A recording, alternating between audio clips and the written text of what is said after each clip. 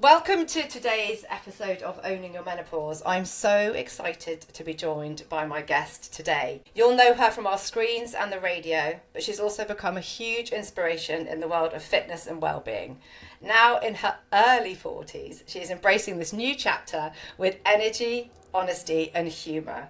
And she's about to launch something very special of her own. I particularly love her early morning fitness inspiration and her honesty on how hard it can be to get it done as a busy mum. We'll be chatting about life, fitness, women's health, family, those famous 5 a.m. starts, and of course her brand new venture. Gemma, welcome to the podcast. Oh, thank you. Thanks for having me.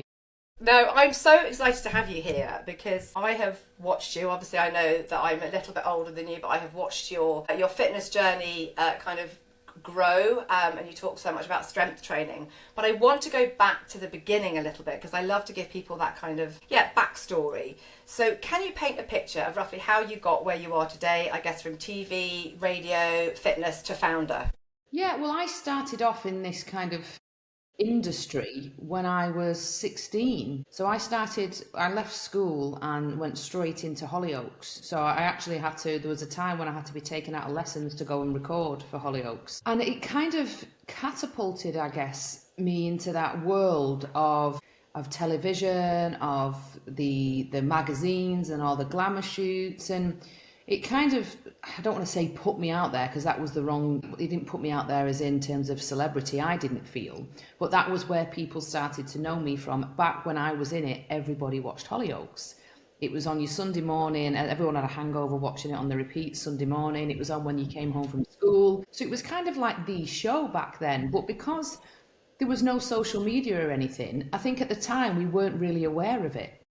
You know, it was like university, but you got a paycheck at the end of it for us. It was brilliant. And off the back of Hollyoaks, I then went on to do a load of lads mags, which I loved. I got to travel the whole world. Literally, we went from Thailand to Russia to Marbella to China. We went everywhere doing all these shoots. And it kind of just snowballed, really. And when people actually say to me, what is it you do? I always say now I work in radio. But I mean, I've done everything from theatre to TV to soaps. And I feel like I've had many opportunities from brands who've approached me to work with them, to be the face of their brand. And I've always kind of declined in a lovely way because I've just always had this feeling that I could do it myself. You know, and when the time was right and, you know, financially everything was right, I thought I could really have a go at this myself. So rather than just run to the safety net of someone's brand and have affiliation with it, why not take on the challenge of trying it myself? And I'm now in a position where, you know, I host Hits Radio Drive Time. I do the evening slot. So I used to do breakfast, hence the early mornings. But when I did the breakfast show, I didn't have kids. So it was completely fine to be in work at 5 a.m. It didn't matter. Once I fell pregnant with Mia, I had a really honest chat with my boss and I said, look, there's no way I can do this without having a living nanny. And I don't want that. You know, I have friends who do it and it works really well for them.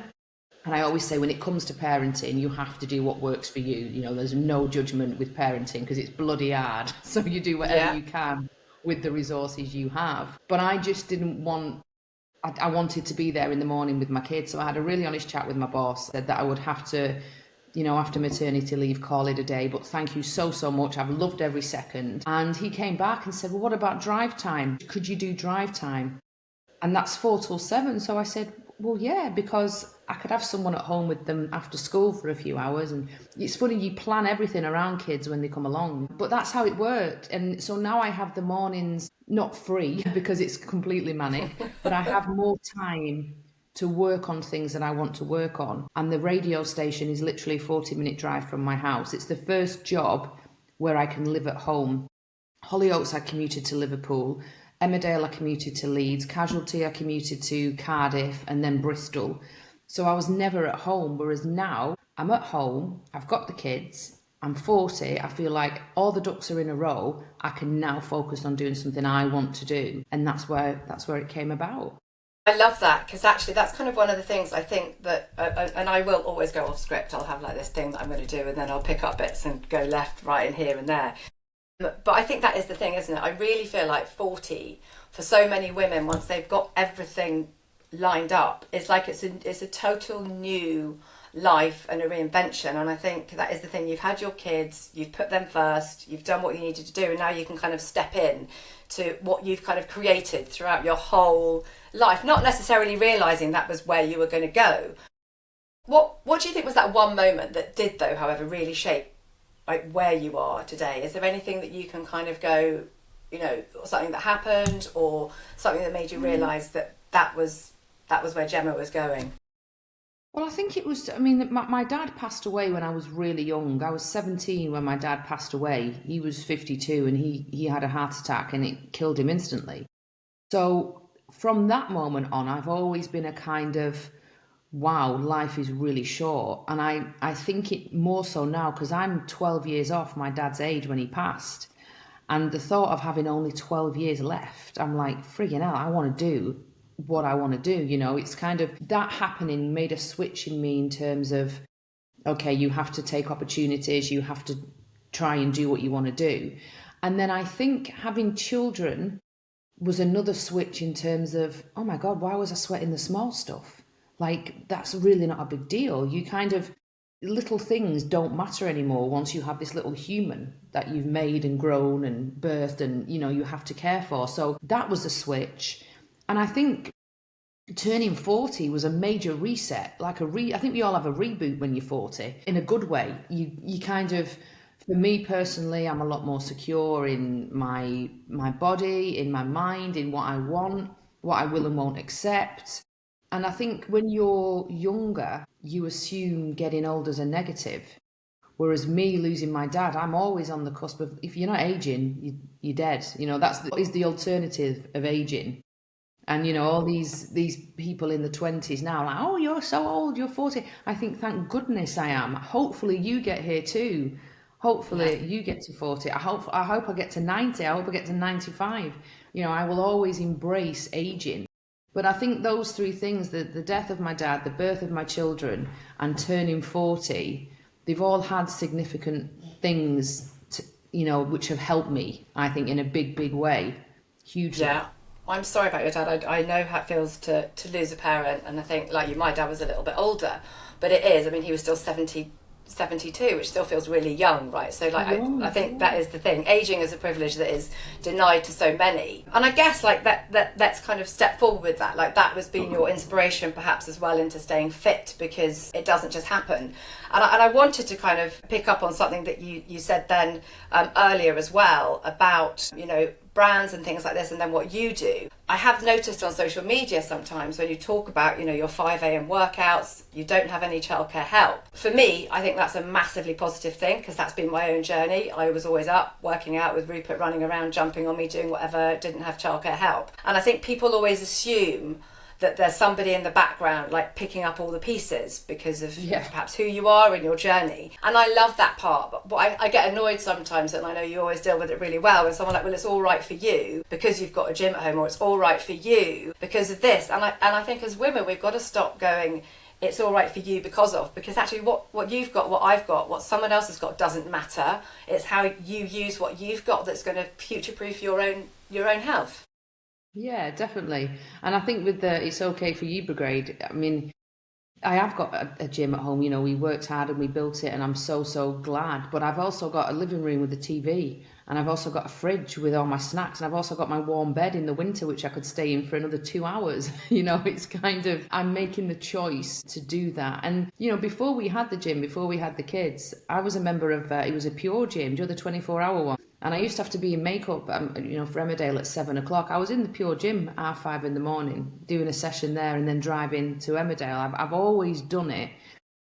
It's just now my circumstance is different. And the reason we did the gym is because when I was pregnant with Mia, I said to Gorka, how on earth am I going to be able to continue with my training? You know, and it wasn't even about a vanity thing. I feel so much better when I've exercised. Like, my mood lifts. I sleep better. I have more patience with the kids. I have more time with them. And I just said to him, I'm kind of worried that if I can't do it, you know, what's going to happen to me mentally? So we converted the gym in our old house. We got some gym equipment and put it in the garage. And then lockdown happened, so everyone kind of did similar anyway. And it was only when we had the convenience of equipment in the garage. You know, I used to put Mia in a little bouncer in the corner while I did my thing. And then when we moved house, we had the space, and we know we're not gardeners at all. And we had the space, so I said, let's do it. Let's put a gym here, please. And that's, you know, something that it's used every single day, if not by me, by the kids. They love it. Gorka uses it when he's back. But it doesn't make the workout itself any easier. Getting into the gym for me is easy. I walked across the garden. But the whole, okay, it's the depth of winter. It's pitch black outside. You've got to get up, come downstairs. You put the coffee on half asleep. The dog's wanting to play and cuddle. I could sit with him and cuddle. Do I really need to train? You know, it's all of those things. But I know once I have trained, I'll feel so much better. So I do it. I choose to do it. And I know it's benefiting me so much in terms of health, in terms of, you know, your muscles, your bone density, hormonally, everything is required. And I think if I can just dedicate 35, 45 minutes to doing that, then the rest of the day flows so much better for me. Yeah. You know, people message me in the morning and say, how do you get so motivated? And it's not motivation. You have to be disciplined. You know, there's a huge difference between, no one's motivated 24/7. I'm definitely not. You know, there's certain times when you think, oh, this is the last thing I want to do. Motivation steps aside and discipline then steps up, and you think, hang on, this is something I get to do.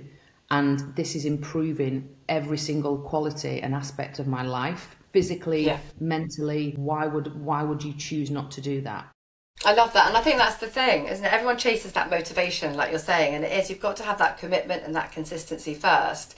And then motivation comes when you begin to see progress or feel progress. And actually that's one of the things that you talked about. You said you removed it from sort of an aesthetic benefit. And I think that for so many of us who are, you know, perhaps in our like early 40s, I'm almost 50, you know, 60s, exercise has always been for us that aesthetic benefit. We never talked about the mental health benefits. We never talked about what you've just mentioned, the bone density, the muscle strength, the clarity, all of those things. So we almost have to unlearn those bad behaviours and the association of exercise with weight and start thinking about our bodies, because actually I think that's the one thing that, again, I love about what you're doing is that, you know, as I say, I'm almost in my 50s, and so I feel like when we're getting to my age, it's really hard if women have changed, they've got joint aches and pains, they're already in the thick of perimenopause, they've got brain fog, they're not sleeping, they're caring for sick or elderly parents, which happens to so many of us.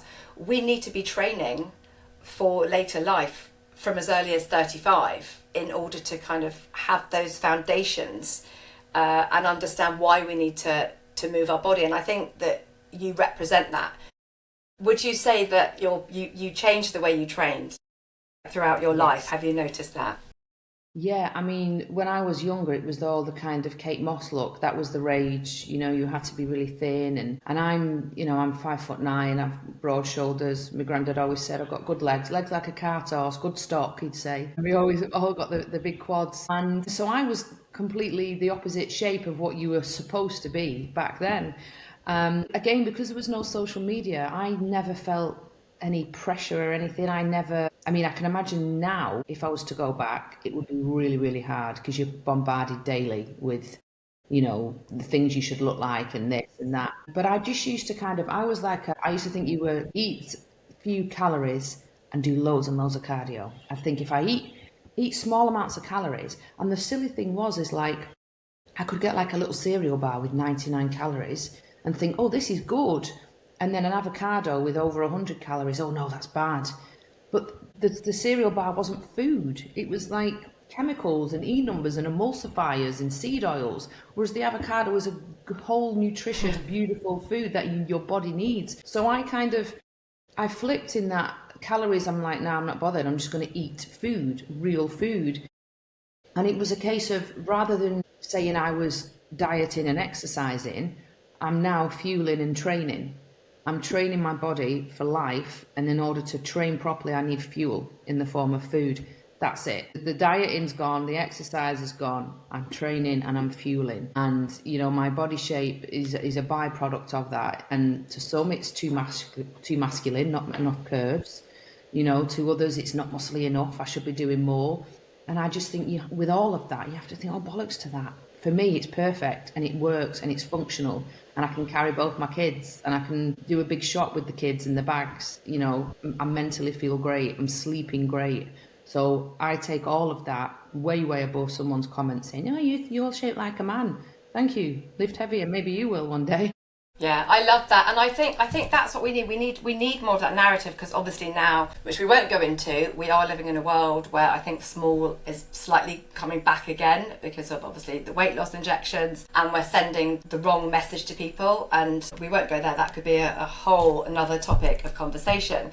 But I do want to pick up on that what you said, because I look at you, I see strong, I see healthy, I see feminine, and like you said, so many other people might have their own. They all have their own images. But what would you say, because you know people do look up to you, what would you say to someone who feels nervous about starting their fitness journey because they maybe are worried about having to eat more to fuel their workouts because they've been so used to living in a restriction? Again, women like who are my age moving forward, getting women to lift weights for me is so difficult. They don't understand actually how strong they really are, because women have always been told, you know, we can't be as strong, we're not, you know, all of that narrative. What would you say to someone who feels nervous about starting their fitness journey? Well, I mean, the fear of women getting big with weights has always kind of made me chuckle. I mean, I think we've got like 1/8 of the testosterone required. You know, it's hard enough for men to get big naturally, and they're, you know, full of testosterone, you know, a lot more than we are. So I think they see images of women on stage and think that's what I look like if I do weights 3 times a week. And it's completely won't, like you say, there's other substances and other things involved in that because they're doing it for a competition. You know, in terms of feeling nervous, you're nervous about the first in every single aspect of life. I was nervous the first day at school. I still remember it. I was nervous the first day at high school. I was nervous the first time I had my first kiss. You know, the first heartbreak, I was nervous about going back out again. The first job interview, still did them all, you know? And I think we kind of lose as adults that fear, the fear factor creeps up more. You know, I think as children, you feel the fear and do it anyway, whereas more so with adults, we feel the fear and avoid it. And you shouldn't, because, you know, when people sometimes say to me, I feel so embarrassed in a gym, I feel like everyone's looking at me. Everyone in that gym is there for the same reason, and it's to improve their health and feel good. Just the same way everyone in the hairdressers is there to have the hair done. You know, so you won't go in the hairdressers and be like, oh, I'm so embarrassed. Everyone's in there for the same reason. And the gyms that I've been in, no one's looking at you anyway. They're all bothered about themselves, you know, especially if there's mirrors up. Crikey, you're the last person they're looking at. They're looking at their own reflection, you know, trying to get themselves bigger and better. So I would just say, remember your reasons why you're doing it. You know, it's going to benefit your health. If someone said you could take a little pill and it'll make you feel exactly how you do after a workout, it'll strengthen your bone density, it'll improve your muscle mass, it'll give you better skin, better hair, better nails, you will sleep better, your quality of life will improve, and you'll live a longer, better life, everyone would take it in a heartbeat. I'm sure someone's working on that somewhere, aren't they? Yeah, someone will be, 100%. But the fact that you have to do a little bit of work for it to some people is frightening. Yeah. But the rewards, and your body is so clever. I mean, your body always wants to heal and it's always adapting. So those first 2 weeks, if you've never done anything, it's going to be hard. It's going to be really hard. But after 2 weeks, you will start to feel so much more energized. You will actually feel excited to train. And then after around 3 weeks, you'll start noticing the differences.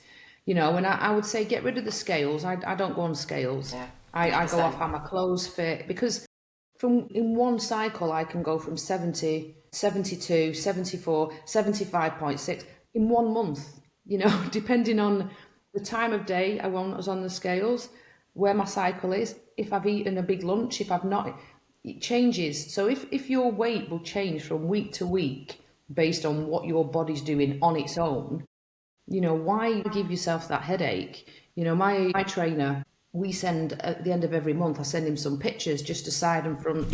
And I'm like, oh my God, look, you can see my tricep on this one. Oh, look at my glute on that one. I kind of go off the shape and size of muscle and how my clothes fit and how I feel not just, oh, I'm 74 today. Last week I was 72. Have I put on 2 kilograms? You'd be like, no, you're just on your period. You know, it's that kind of, it's that mentality. So yeah, I think you have to feel the fear, do it anyway. And honestly, the rewards and benefits far outweigh any nerves that you will have. You will be begging for that feeling more. You'll be looking forward to a workout, something I never thought I would do. But I do genuinely think, oh yeah, I'm going to train this afternoon, or, you know, you get excited about it. Yeah, I love that, and I echo everything you've said. I think sadly, like social media, again, because we're all living with it, that there is that element of comparison as well. And you know, it is, as you point out, like everybody is built differently, and you and I could train the same, our results will be different. And I think that is the thing that people have to understand. You know, all of that comes into it. You're never going to look like somebody else, so don't train to look like somebody else. Train just to be like the best version, kind of yourself. That's but on that, so unique. Yeah, You I know, mean, we're all unique for that reason. It's marvelous, really. and I was going to say actually that funny thing with lifting the weights. I remember when my dad was really ill, I carried on lifting out in his garden because I was by his side, and mentally, right, you can't think about anything. I don't know about you, but I can't really do like yoga and stretching because my brain is just on the go the whole time. But like when I'm lifting weights and I'm like, what am I lifting? Is my form correct? Is my core braced? What am I doing? Nothing else, there's just nothing else in the room other than like me and the weights, and that's my moment of peace and my moment of calm is when I'm lifting. And that's what I try and explain to women as well. Like, if you can't switch off doing something, lifting weights will really help you switch off.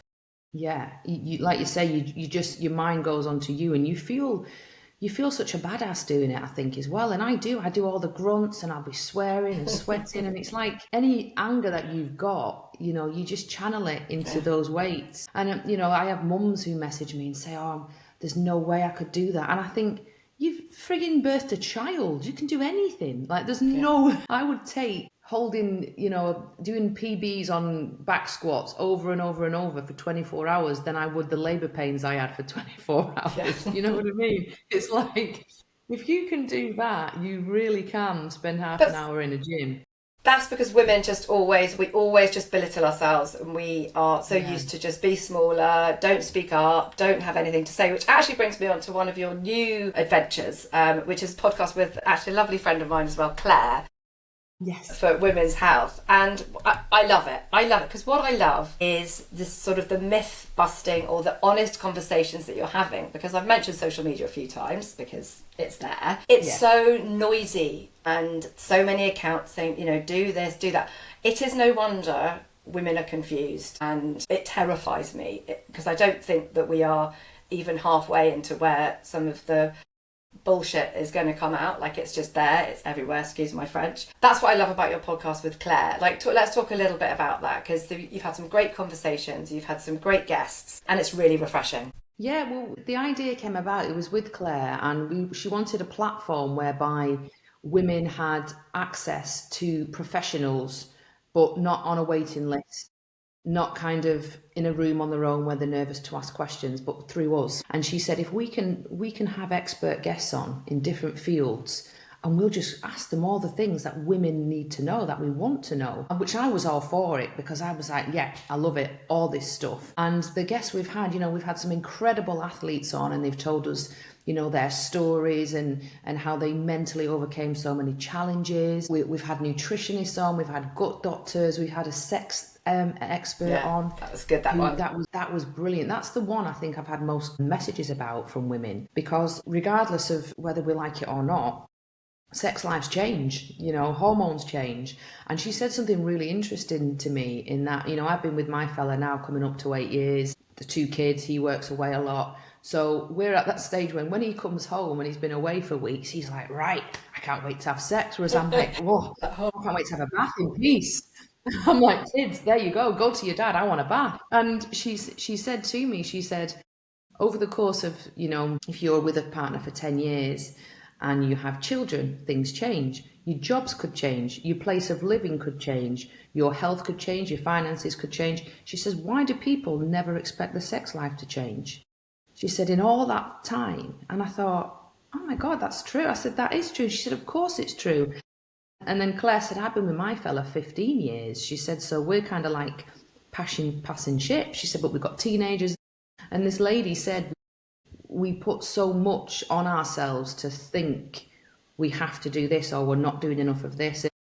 And she said the main thing in her clinic is women saying, we're not doing it as much as we used to. Is that normal? And she said, and there's a list of everything that's changed in their life. Why would that not be on there? And it really hit home to me of like, of course it would. Yeah, you know. I mean, I could tell him 20 years this year. I've got 18, 16 and 9. Working mum. Like, it is impossible. But I think the underlying factor, maybe I'll become a sex therapist after this, is that we change. I don't think men do. And I think that... No, they're just grateful for a jag, aren't they?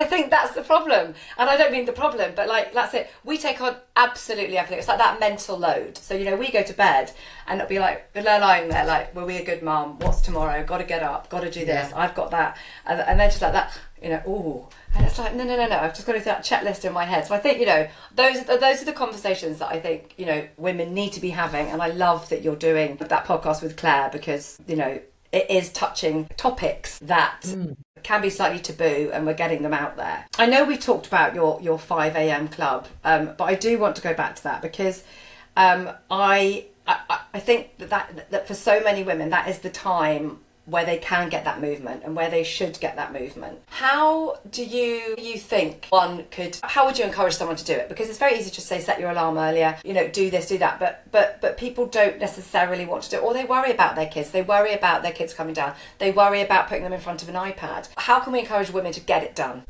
Well, for me, I mean, people always ask as well, what time do you go to bed? I'm in bed for like 9:30, rock and roll. So I'm getting like 7 and a bit hours sleep, you know, 9:30 I'm in bed. And I always view it like you would an important meeting. You know, it's your time, it's just for you. And I think when you have kids, that any moments of peace you will grab. So I lay my clothes out for the gym the night before, so then I get up and they're done. Don't faff around brushing my teeth, hair, shower, none of that, not at that time. Just clothes on, straight downstairs, straight, and it sounds boring, but it's the routine, it's the regimental aspect of it for me. It's kind of like military, like you do this, you do this, you do this, you're done. And I think once you make it part of your routine, it's a non-negotiable for you. That's how it has to be. And even like, you know, sometimes the kids will wake up, that's fine. I'll go up and I'll sort them. For that day it didn't work, but the intention for me to do it was still there. That's for me, I'm still doing it. Sometimes, you know, if a few months back, Tiago was, he had like a mucousy, chesty thing. So he wasn't sleeping well at all. So I did a workout in the living room, just put YouTube on, did a workout. He was on the couch. He was finding it funny. I did that with him just because I couldn't get in the gym. I didn't want to leave him with his bad cold. So it's about, you know, just adjusting, but just making it part of your routine. The same way as you brush your teeth every day. You know, you do this session every day for you, even if it's, you know, a lot of my sessions are 30 minutes. Elliot, my trainer's programmed them to be 30 minutes so I can be in and out, that, you know, and I just think it's so essential, because once you get into the routine of doing it, you'll be surprised how easier the day flows. And for those who say, I can't get to sleep earlier, you will do.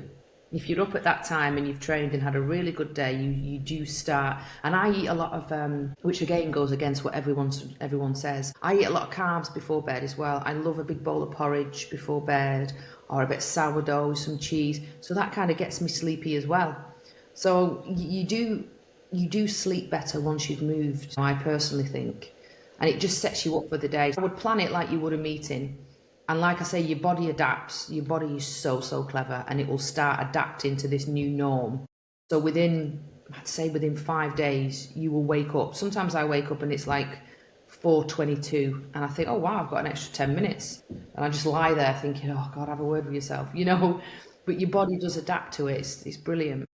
I think that's the problem as well. I think that we are living in a world of quick fixes. So, you know, like you're saying, people might start, it might, you know, after 1 week, or they then like take some downtime because it's not working. People want to see immediate results, and I think we have to allow. I mean, I would always say to my clients 3 to 4 months to sort of feel a difference, and don't do it straight away. And also, again, when we're dealing with women's hormones, 1 week, and I know you'll know this again from your lifting, you might be smashing it out of the park, and then the next week you're just somewhere else, you're tired and you don't do quite as well. It doesn't mean you're failing, it just means that your body's giving you an indication to do something different. But people will go, oh my god, I'm not building any strength, this isn't working. Yeah, and I think once they feel it's not working, they'll quit. And it's that whole thing of chipping away small steps consistently is better than going all in anyway. And when people say I'm not going to reach my goal, or I'm not going to reach, well, you 100% won't if you quit. That's a definite. But even if you do 2% a day, you'll get there. And it's 100% that the term listening to your body. People go, oh, it's so cringe, and it is, but it's so true. I'm at the ovulation phase, so I'm kind of at the minute, I'm like, right, raring to go. I'm going to go and do a PB. Next week, I'll be crying in the gym. It's that whole kind of, but it's fine because it's your body working. I love that. 2 phrases: listen to your body and never miss a Monday, because I just feel like if you do it on a Monday, you'll do it for the rest of the week. You miss your Monday, you'll just be like, ugh. We've got to move on to it because we're going to run out of time. But I want to come on to your Gem and Tonic story, because I love it. I love what you've created, and I've loved looking at how you've actually brought your audience into the role of shaping it. So tell us a little bit. I know at the beginning you said that you were approached by brands and you were like waiting for that time to do it for yourself, which I love, because you've built trust, you've built relatability, so people will know what they're getting from you is honest. So how did that come about, and how have your audience played a role in shaping it? Well, again, I think when I was having kids, I was driving Gorka and my mum mad with anything that was bought for them in terms of creams and lotions. I was dissecting the ingredients list on everything and saying, no, I can't put that on them, don't put this on them, use this. And it just dawned on me how important it is, with your skin being the biggest organ.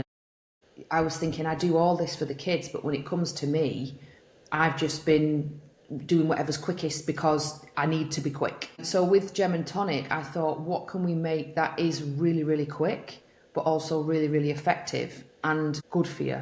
I didn't want... There's so many brands that, the products work really, really well, but the stuff that's in them, you're putting it on your skin, it's absorbing in your skin. And when I was younger, that didn't matter to me. I didn't have a clue about it. Whereas now, being older and knowing that it affects your hormones and it affects you, I was like, okay, we need to do this in a really different way. And I'm kind of obsessed with crystals, which if people follow me, they'll know that. And again, Gorka thinks I've got a tin foil on my head all the time.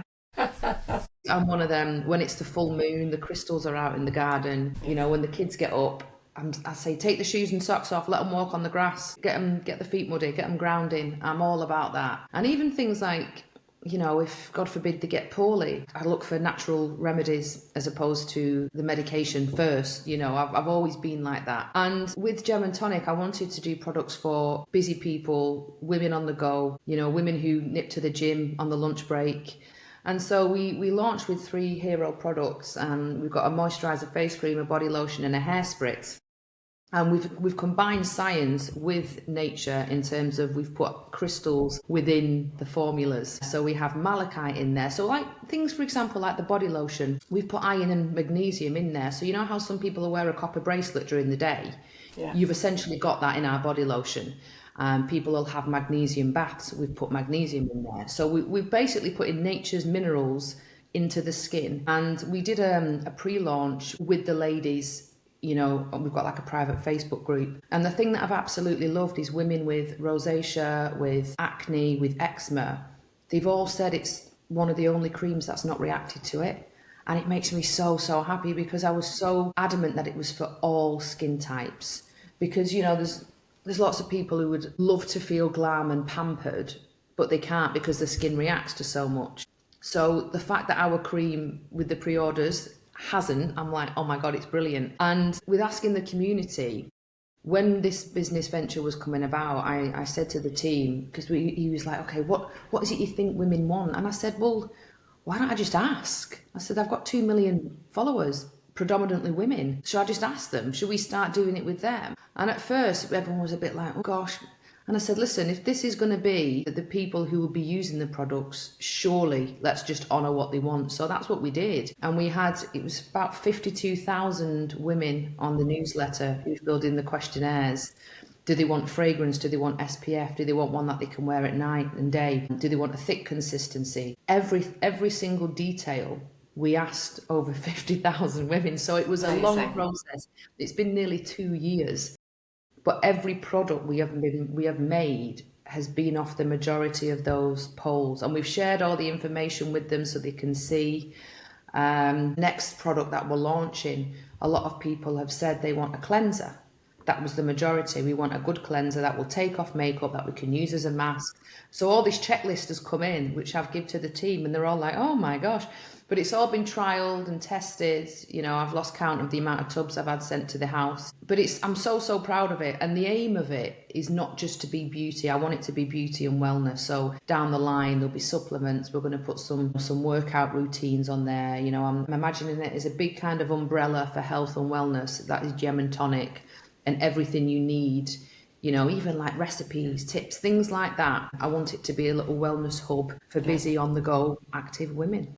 Yeah, and I think that is the thing as well, is where they're going to get that evidence-based information, because again, I know we said, you know, there's a lot of snake poison out there, there are a lot of products with, you know, stuff in it. We haven't touched on supplements, but I get sent quite a lot, and you look at them and you're like, wow, you know, and it is worrying. So I think it is really important to be able to signpost women to people and products that they can trust, and that is what you've done with Gem and Tonic. You know, you've trialed it, you've had all that feedback, and I think again, when you talk about rosacea and acne and skin problems, that again is another thing that happens to a lot of women as they come into perimenopause. So actually, to be able to have a product that they can use to treat that and then continue to treat it, because I imagine once you've had a skin issue like that, I haven't ever had that, you would then be nervous, you know, once it cleared up, do I carry on using it or do I use something else? You know, the fact that they can carry on using your product regardless of where they are in their skin journey will give them a lot more confidence.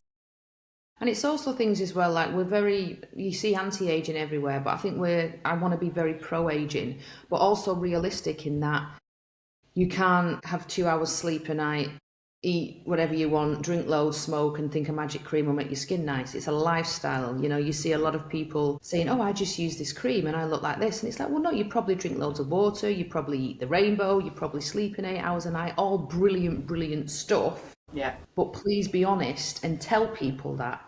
You know, educate people on a healthy lifestyle, not just cut corners everywhere else, but use this one magic cream. You know, we want to encourage women to make small changes to their health, because it all kind of fits in together. I mean, you'll know yourself, you say they can't outtrain a bad diet, and it's true. Everything, the food fuels you, and it's good sleep will make your skin a little bit better. Of course it will. So yeah, it's just about a lifestyle as a whole. And women deserve to feel, you know, glam and pampered. Even if we are underneath the surface absolutely exhausted, spinning plates, trying to avoid having sex with our partner because we're knackered, we're doing all of that, we can still look nice. Yeah, I mean, and we're having this conversation because I don't know when this is going to come out, literally almost at the end of the summer holidays, where it's been like, you know, 6 weeks of properly juggling pace. We've actually had A-level results last week. We've had GCSE results this morning. Oh, were they all going on? So it's big. Yeah, we're good. You know, they passed. They've done what they needed to do, and I think that's the thing. You just kind of got to go. You know, they've done it, and I'm happy. But as a mum, you know, you are the one that kind of picks up all those pieces. And like you said, it is all of those lifestyle changes that make the whole package. It's never one thing.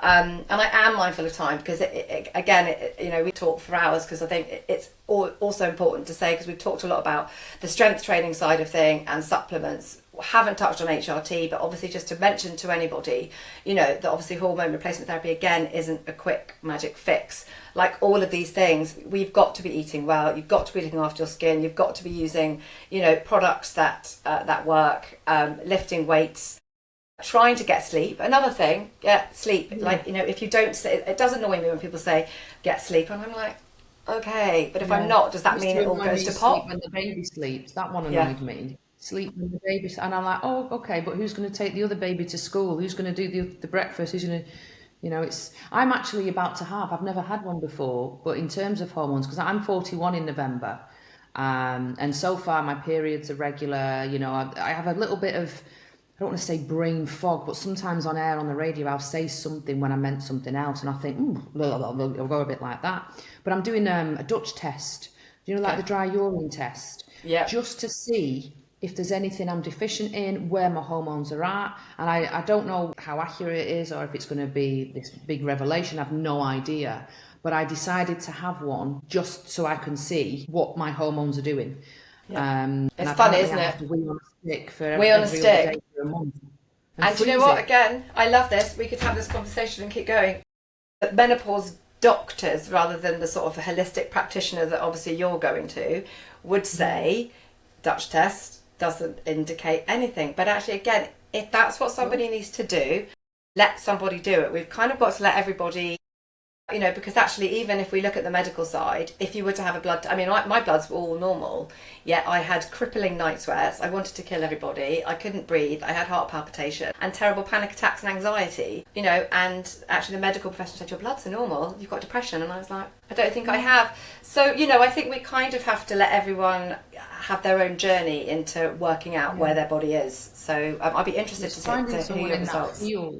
It's always finding someone in that field as well. I remember a friend of mine, she's a GP, and she said to me, go to a hormone specialist.